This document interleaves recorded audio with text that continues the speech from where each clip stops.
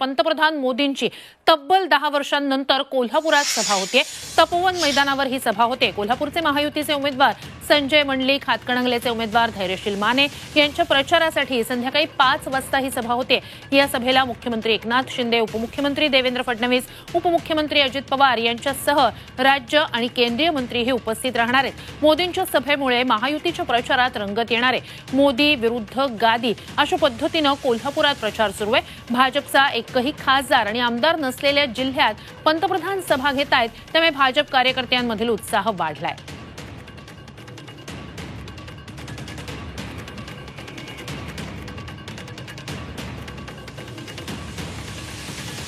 या सगळ्या संदर्भात आपण अधिकची माहिती घेऊया। आपले प्रतिनिधी अरुण मेहत्रे आपल्या सोबत जोडले गेलेले आहेत। अरुण, तब्बल 10 वर्षांनंतर कोल्हापुरातली पंतप्रधान मोदींची सभा, अर्थातच त्यामुळे भाजपच्या कार्यकर्त्यांमध्ये उत्सुकता असेलच, मात्र एक महत्त्वाची घडामोड आहे। अमृत नोनी गॅस्ट्रिन, अपचन, ऍसिडिटी, गॅस्ट्रबल ह्यापैकी तुम्हाला कुठलाही गॅस्ट्रिक प्रॉब्लेम झाला, उपाय एकच, अमृत नोनी गॅस्ट्रिन।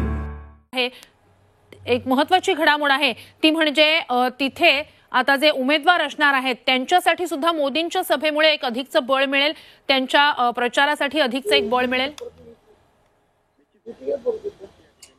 निश्चितपणे म्हणजे दोन्ही गोष्टी या ठिकाणी महत्त्वाच्या आहेत। एकतर म्हणजे भारतीय जनता पक्षाचा प्रभाव वाढवण्याचा प्रयत्न या पक्षाकडून गेले अनेक वर्ष कोल्हापूर हातकणंगलेमध्ये सुरू आहे आणि त्यासाठी म्हणून मोदींची सभाही उपयुक्त ठरणार आहे।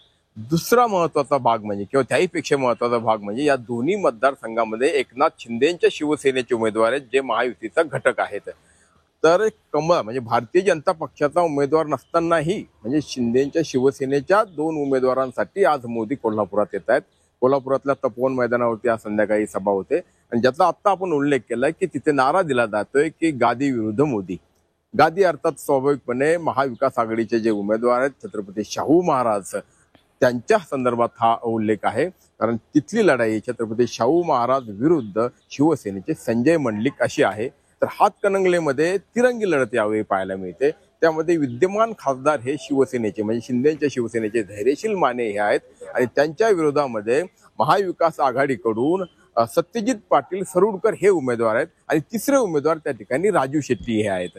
तर अशा म्हणजे हातकणंगलेतली तिरंगी लढत आणि कोल्हापुरातली दुरंगी लढत, या लढतीमध्ये शिवसेनेच्या उमेदवारांना विजयी करण्याचं आवाहन करण्यासाठी म्हणून मोदी आज कोल्हापुरात येत आहेत। आणि जोडीला जसं आपण पश्चिम महाराष्ट्राचा भाग असलेले सातारा, सांगली हे 2 मतदारसंघ आहे, तर तिथे देखील म्हणजे सांगली हा अतिशय लक्षवेधी ठरतोय। तिथे तिरंगी लढत होते। विशाल पाटलांनी बंड केलेला आहे। संजय काका पाटील विद्यमान खासदार भारतीय जनता पक्षाचे आहेत आणि शिवसेनेचे म्हणजे उद्धव ठाकरेंच्या शिवसेनेचे तिथे चंद्रहार पाटील आहेत।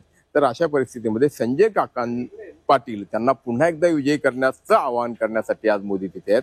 आणि तिसरा आणि चौथा मुद्दा म्हणजे साताऱ्यातली निवडणूक, सातारा देखील लक्षवेधी ठरलंय। अखेरच्या यादीमध्ये तिथे उदयनराजे भोसले यांना भारतीय जनता पक्षाकडून उमेदवारी जाहीर करण्यात आली आणि उदयनराजे भोसलेंना निवडून आणण्यासाठी म्हणून म्हणजे साताऱ्याच्या महाराजांना निवडून आणण्यासाठी म्हणून ते आवाहन करण्यासाठी म्हणून मोदी आज कोल्हापुरामध्ये येत आहेत। त्यामुळे या 4ही मतदारसंघाचा एकत्रित विचार आपल्याला करावा लागेल। जसं आपण म्हटलं की 2 उमेदवार भाजपचे आहेत, 2 शिवसेनेचे आहेत, यांच्या प्रचारासाठी मोदी आज कोल्हापूरच्या आखाड्यामध्ये उतरले।